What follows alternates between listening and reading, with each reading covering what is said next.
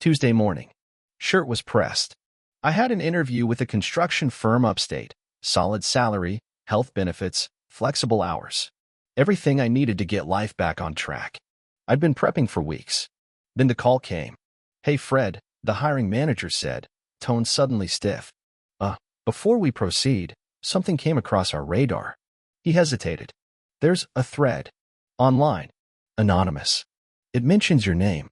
Nothing illegal, just concerning patterns, emotionally, financially, stuff we'd be liable to ignore." My stomach sank. "Where?" I asked. He paused again. "Reddit. One of those reputation boards. We just can't afford that kind of noise around a new hire." Click. Just like that, the job was gone. I sat in silence for a full minute. Then I pulled out my phone. Found the post fast. Anonymous, of course. Titled, "Would you hire a man who emotionally terrorized his wife and abandoned his kid?" It went on. Claimed I cheated on my ex-wife, never did. Said I was dangerous around children, our son sleeps over every other weekend without issue. Accused me of manipulating women using pity. Even claimed I was under quiet investigation by CPS, a flat-out lie. Comments were piling up, most believing it. I scanned the post metadata, cross-referenced writing ticks. One line hit me hard. "Some men weaponize their silence. That's the scariest kind. Only one person ever said that to me. Mary, my ex-wife. She used it during our final fight, the day she packed her things and walked out with Trevor's hand already around her waist. Still, it couldn't be her, right? She was a therapist now, posting motivational quotes and chakra realignment crap on Instagram. She had Trevor. New house. New Audi. New teeth, probably. Why bother dragging me through mud? Unless this wasn't about her. Unless it was about him. Trevor. The guy who stepped into my life like he was replacing a transmission. Slick. Well-dressed. Every inch curated. He once pulled me aside after one of our son's soccer games and said, "Don't worry, Fred. I'm not here to replace you. I'm just here to improve the team." That was a year ago. Now I'm looking at a digital smear campaign. And someone with access to Mary. Someone who knows our past. Someone who wants me out of the picture completely. I checked the IP logs on my website. Yes, I still run a small side business, maintenance and landscaping. Nothing fancy, but I know my way around analytics. Found something odd. A dozen visits from the same corporate IP block. The company? Trevor's marketing firm. I didn't say a word. Didn't call him. Didn't text Mary. Didn't ask questions. Just started collecting everything. Because if he thought this was over, he had no idea who he was messing with. You ever get that feeling? Like someone's following you, but they're not behind you. They're ahead, clearing your path of opportunities, allies, and dignity. That's what it started to feel like. 2 days after the job rejection, my landlord called. Said he heard some things and was concerned about long-term tenancy. A week later, I got a warning letter from my son's school. Someone reported a concerning outburst at pickup. I hadn't even been there that day. Then my buddy Mark, good guy, we've worked jobs together since '09, canceled a drywall gig last minute. Said his wife was nervous about all the stuff online. Wouldn't look me in the eye. None of these things hit like a punch. It wasn't violence. It was erosion. Quiet. Systematic. Calculated. And all of it started the month Mary got remarried. I started building a list. Every rumor. Every odd coincidence. Every he said, she said, that suddenly looped back to me. And at the center of everyone? Trevor. I knew the man wasn't clean. He was too polished. Too polite. The kind of guy who calls other men boss, but shakes your hand with limp fingers. Mary fell for him fast. Within 2 months of our split, they were doing couples yoga and matching minimalist tattoos. She said he understood her trauma. I think he just read her like a manual. So I tested a theory. I created a fake contact, someone I named Gina P., a mutual friend Mary used to brunch with. I sent Gina a text. "Fred's going off the rails. Did you hear about the bar fight?" There was no bar fight. I hadn't even had a drink in 2 weeks. I waited. 3 days later, my sister called. "Fred, is everything okay? Someone DM'd me a thread about you getting arrested." Boom. Information planted. Disinformation surfaced. Trevor's fingerprints. That's when I called Mark. Told him I knew he backed out of the job because of what he'd heard. I asked where it came from. He hesitated. Then he said, Mary's husband called me. Said he was trying to give me a heads up. That you might bring chaos to my site. Chaos. That's what I was now? To a man I'd never once raised my voice to? I didn't respond. Just said thanks, hung up, and added it to the file I was building. Labeled it Trespass, Indirect Damage Campaign. Because this wasn't drama. This was warfare in a cardigan. Next move? I needed to see him face to face. Smile. Shake hands. Pretend like I hadn't noticed. And press record. Saturday. Game day. My son's U12 team was playing 2 towns over. Trevor never missed a match. Always brought a fold-up chair and a hydro flask the size of a fire extinguisher. Wore loafers to the sidelines like he was coaching a TED Talk, not kids' soccer. I dressed down. Faded hoodie. Hat low. But my phone was live, voice recorder running, tucked in the inside pocket of my jacket. It didn't matter what he said. It mattered that I caught him saying it. Trevor spotted me the second I walked up. Raised his hand like we were old high school friends. Fred. Man, good to see you. Fake as hell. I nodded, kept it light. Trevor. How's the perfect life? He chuckled, adjusting his watch, probably another meaningful gift Mary picked out. Still adjusting, he said. Mary's a handful, but worth it. Right. We stood side by side, watching the kids warm up. I let the silence stretch a little, then said, Heard you've been reaching out to people I work with. Trevor didn't flinch. Me? Nah, man. Just trying to be involved. You know, protect Mary, protect the boy. He sipped from his flask. Smiled. But something twitched in his eye. I get that, I said. Funny though, you protecting them from me when I've never once laid a finger on either of them. That hit. Trevor exhaled slow. Looked out at the field. Then said, quiet. You don't have to lay a finger, Fred. That's the problem. Your presence alone drags her back. He turned to me, voice steady. I'm trying to build something clean. Your name keeps showing up in the background noise. I just cleaned the static. There it was. Admittance without admission. The smug mask slipping. And my phone catching every damn syllable. Static. I repeated. That what you call being a father now? Trevor laughed, short and bitter. You had your chance, Fred. She begged you to do therapy. You ignored it. You coasted on charm. She outgrew you. He stepped in closer. You don't belong in her life anymore. Or ours. I'm just helping speed up the part where everyone realizes that. My pulse didn't even change. I just nodded, said, Well, thanks for the honesty. He grinned, clapped my shoulder like we'd just agreed on something. Anytime, brother. Game ended. I gave my son a hug. Told him I'd bring pizza next weekend. Then I drove straight home. Opened the audio file. Marked the timestamp. 7 minutes and 24 seconds. I just cleaned the static. It was enough. Not for a courtroom. Not yet. But enough to justify digging deeper. Because if this man was willing to lie, manipulate, and ruin reputations just to secure Mary's illusion of peace, then what else was he hiding? And who else had he already buried? I texted Mary that night. Can we talk? Just us. No lawyers. No Trevor. About what's happening. She replied 3 hours later. Fine. 11 a.m. tomorrow. I'll meet you at the old cafe on Meadow. Same spot we used to go before everything turned upside down. She always loved their peppermint tea. Now I wondered what she'd drink when the truth boiled over. She walked in looking tired.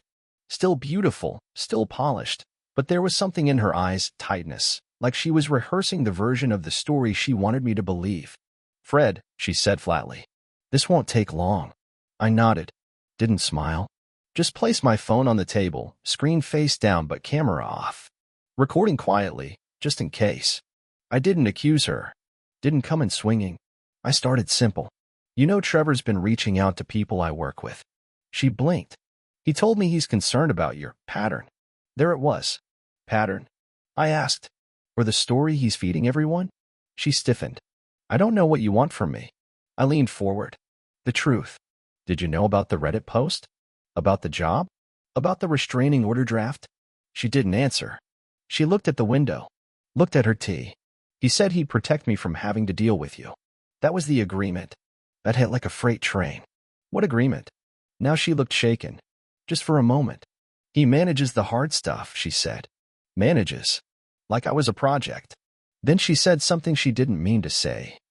You think I wanted him to go that far? Her eyes went wide like the words had escaped before she could stop them. What did he do, Mary? She shook her head, but not in denial. In fear. He said if I didn't let him handle it, he'd walk. Said I was still tethered to you emotionally, and if I didn't cut that tie, he'd cut it himself. Cut it how? She whispered. He said, no one listens to the guy who already lost everything. That was when it clicked. She wasn't just covering for him. She was afraid of what would happen if she didn't. Trevor didn't just want me gone. He wanted her believing I deserved to be erased. And now she was caught between loyalty and realization. I stood up slowly. I'm going to fix this, Mary. But you need to decide if you're going to be standing beside him when it falls apart. She didn't answer, but her hands were shaking. It showed up in my mailbox late Wednesday afternoon. No return address. No note. Just a thick manila envelope with my name on it. All caps. Black Sharpie. Inside? A warhead. There were 3 things. A stack of printed screenshots, DMs, emails, anonymous forum posts. All trashing me, all linking back to the same alias used in that Reddit smear. A background report, not on me, but on Trevor. His real name? Not Trevor Lewis. It was Dylan Charles Arnett. Changed it 6 years ago after pleading out of a fraud case in Oregon. His court records were sealed, but the docket still existed, and someone had found it. A handwritten note. For words. I believe you. S. I flipped the last page over. Stapled to it was a copy of a draft restraining order Trevor had started preparing in my name. Alleging stalking, digital harassment, emotional manipulation of my wife and stepson. None of it filed yet, but dated for next week. So he wasn't just erasing me from Mary's life. He was about to make it legal, permanent, uncontested. And if I hadn't seen this coming, I'd be blindsided, branded, buried. I paced the room, staring at the folder. Then it hit me. S. I pulled up my notes from earlier in the year. Names Trevor mentioned during passing brags. My ex couldn't handle me being ambitious. Samantha, his ex-wife. The one he always said was too emotional, too fragile to grow. So I did what she probably hoped I wouldn't. I called her. Blocked number. She picked up on the second ring. Said nothing. I spoke first. Thank you for the envelope. Still silence. Then a long exhale. I'm sorry it took me this long. I've been where you are. How long? I asked. 3 years. 3 years of gaslighting, blacklisting, being told I was crazy while he burned everything I had from the inside. She paused. You're not the first man he's tried to erase. You just might be the first one smart enough to fight back. We talked for an hour. She told me everything. How he used burner emails and social engineering to ruin her credibility during their divorce. How he smeared her name on parenting forums until she lost partial custody. How he moved across state lines, changed his name, and started fresh with Mary. She'd been following Trevor's movements for months. Had screenshots, receipts, bank records, even an old burner phone he'd accidentally left behind during their split. She kept everything. And now? She wanted it all to burn. That night, I created a new folder on my hard drive. Project Restoration. Because this wasn't just about clearing my name anymore. It was about showing Mary the monster she married, and making sure Trevor never got to write anyone's story again. By Friday, Samantha and I were synced. 2 separate timelines, one enemy. She had the backstory. I had the present. What we needed now was the confession. Or close enough. Samantha sent over a trove of files. Screenshots of burner account logins. Dated emails from Trevor's anonymous usernames. A Venmo history tied to a private investigator he used to dig dirt on her. And the golden egg, a voice memo he'd left her during their divorce. You pushed me. Now I have to clean the mess you made. That's not cruelty, Sam. It's survival. He'd called it damage control. We called it evidence. We got to work. I created a fake email account posing as a podcast producer. The subject line? Interview request. Rebuilding after divorce. Healthy masculinity in modern relationships. It played right into Trevor's ego. The curated image. The influencer in a suit energy. He replied within 2 hours. Would love to share my story. Been through a lot. Healing matters. Healing. Right. We booked a Zoom. Samantha coached me on the setup. She'd tried something similar before, but she hadn't had the tech. I did. The day of the call, I played host. New identity. Camera off. Voice slightly altered with software. Pre-recorded questions. Tell us about how you supported your wife through trauma. Any difficult decisions you had to make to protect your new family? He answered all of them like a pro. Then came the one that mattered. What do you say to men whose exes keep intruding on their new life? Trevor leaned closer to the camera. Smirked. You can't fix people who live in the past. You contain them. Quietly. You reframe the narrative. You build walls where windows used to be. If they don't stop, you neutralize. I repeated it back, fake casual. Neutralize. He smiled. Metaphorically, of course. You make them irrelevant. Reputation, finances, access, you take away the tools they used to hurt you. And if you do it right, they don't even realize it until it's done. Timestamp logged. 17 minutes and 39 seconds, you make them irrelevant. Gotcha. Samantha nearly cried when I played it for her. That's his code, she said. That's what he said when he cut me off from my own parents. Now we had. His voice. A pattern across 2 relationships. Proof of online harassment, character assassination, and legal intimidation. And next, we weren't just going to protect ourselves. We were going to expose him. I didn't send Mary the file right away.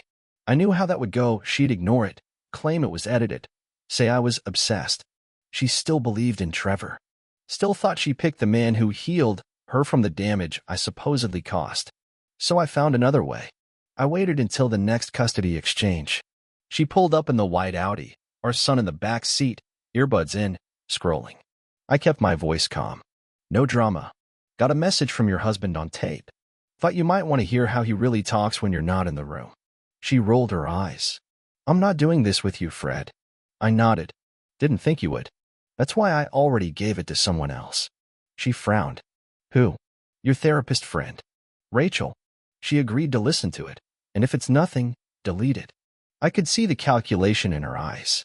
Rachel was the one person Mary still trusted unconditionally. I didn't need Mary to believe me. I just needed her to hear Trevor. 3 days later, she showed up unannounced. Outside my building. No warning. Hair up. No makeup. Barefaced in a way I hadn't seen in years. She looked smaller than I remembered. She walked up slow, almost like she was bracing for impact. He said those things? She asked. I didn't answer. I just opened my phone, went to the file, and played the clip again. You make them irrelevant. Reputation, finances, access, you take away the tools that used to hurt you. Mary turned pale. He said that about you? I nodded. He said that about you too. Ask Samantha. She blinked. Her lips parted slightly. She didn't speak for 10 full seconds. Then, I thought I left manipulation behind. I kept my face still. You didn't leave it. You married it.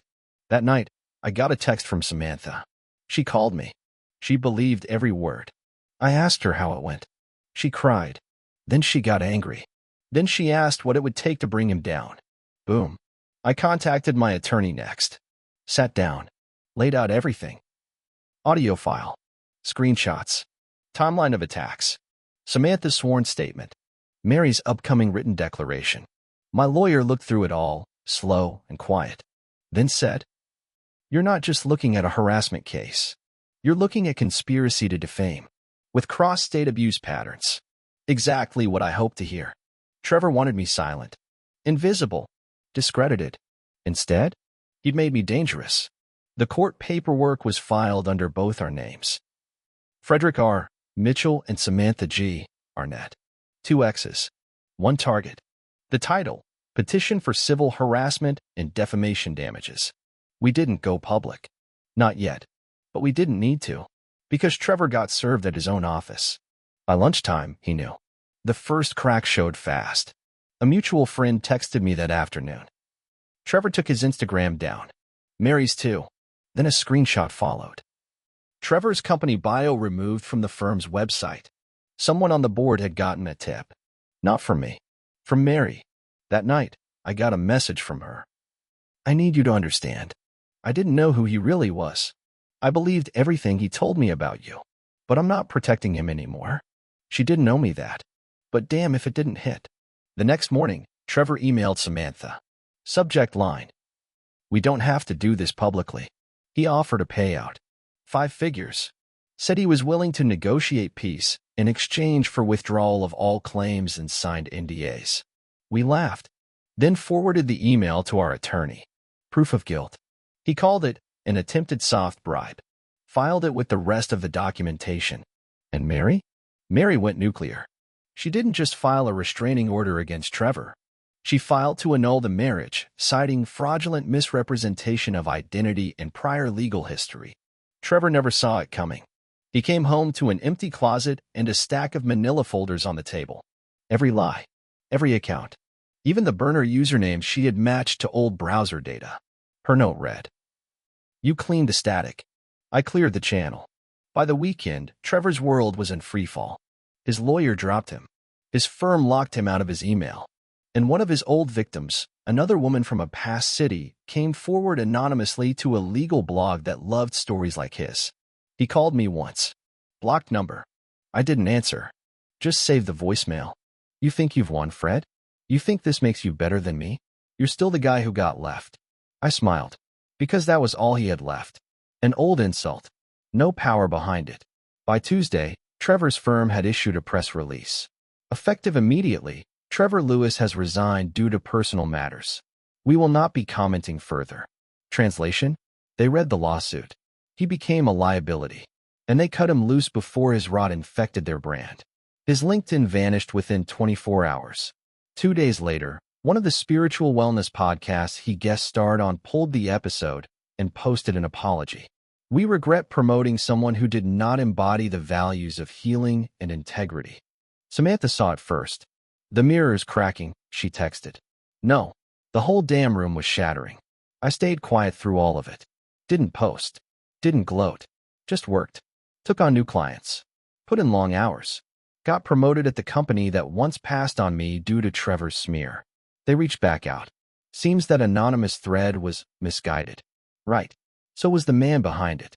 Mary moved in with her sister for a while. She kept our son full-time for a few weeks while things settled. Then she called me on a rainy Thursday night. "Do you want in this weekend?" "Always," I said. Then she hesitated. Took a breath. "You know, I believed every terrible thing he said about you. I thought you were the manipulator, the shadow, but you didn't hit back. You waited, and you let the truth come out on its own. I didn't say anything. I didn't need to, but I wasn't done. There was one last move. The burner account. The Reddit post that cost me my job. The fake reviews. The anonymous tips. We traced the IPs. They matched Trevor's office and, more importantly, his home Wi-Fi. My lawyer prepped a final submission. Not for the court, but for the platforms. Reddit, Google Business, even LinkedIn's legal team. The goal? Full takedown of every post. And a digital fingerprint tying it all to Trevor. His entire erasure campaign was now being erased. By me. Funny thing? I never had to lie. I never had to smear him. I didn't build a trap. I just held up a mirror and let him speak. They think you'll lash out. They want you to. Because if you do, you give them the chaos they need to rewrite the story in their favor. That's Trevor's mistake. He expected me to explode, to scream in court, to spiral like he said I would. Instead, I listened. I documented. And then I spoke only when the weight of evidence crushed any denial he could muster. Trevor's last shred of dignity came in the form of a cease and desist letter his new lawyer sent. One paragraph, full of buzzwords like character defamation, privacy breach, and damages. We didn't even reply, because 2 days later, Reddit permanently banned the burner account. Google flagged his IP for reputation manipulation, and the podcast where he confessed his tactics uploaded the full, uncut audio, titled it, "The Narcissist's Playbook, a Case Study in Smear Campaigns." Trevor became a case study, a lesson, not in healing, but in hubris. Meanwhile, I kept showing up for my son. He never knew the details, just that things were quieter now. His teachers stopped pulling him aside. His mother smiled more often. He didn't hear my name whispered anymore, just called aloud when it was time for pickup, or dinner, or catch in the yard. Mary didn't ask for forgiveness. I didn't demand it. We were never going back, and that was fine. But she sent one message, weeks after the dust settled. "I hope you find someone who sees what I was too blind to." I didn't reply. Some stories don't need sequels. Samantha? She moved to a new city. Started consulting for a firm that protects stalking and harassment victims. Her story's still being written, but it's no longer being edited by fear. Me? I rebuilt everything. Not quickly, not perfectly, but on my own terms. My name is clean, my reputation restored. And my son? He tells people his dad, works hard, stays quiet, and always shows up. That's more than enough. So if you're out there, getting erased quietly, losing friends without cause, watching your job opportunities vanish, feeling like a ghost in your own damn life, don't light fires just to be seen. Document. Wait. And when the wind shifts, let the truth speak louder than revenge ever could. Because the man who hides behind curtains always forgets one thing. When the curtain falls, the spotlight burns. And Trevor? He burned brighter than he ever wanted to. Just not the way he planned.